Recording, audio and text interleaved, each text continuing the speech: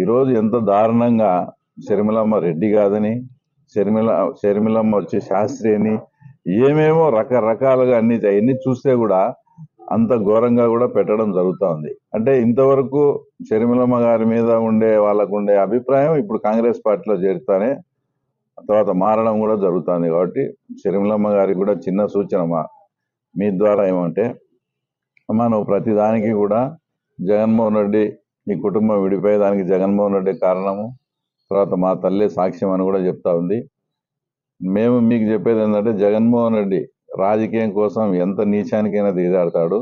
లాస్ట్కు వాళ్ళ అమ్మను, ఇప్పుడు జగన్మోహన్ రెడ్డి గారి తల్లి వచ్చేసి షర్మిలమ్మ అంటే అభిమానమే, కానీ షర్మిల అని వస్తే ఆమె జగన్ వైపుకు వెళ్ళే పరిస్థితి ఉంది. కాబట్టి మీరు ప్రతిదానికి తల్లిని సాక్ష్యంగా పెట్టుకుంటే ఎలక్షన్ వస్తుంది కాబట్టి ఏదో రోజు ఆమె తల్లితోనే ఇదంతా షర్మిలమ్మదే తప్పు, జగన్ రెడ్డి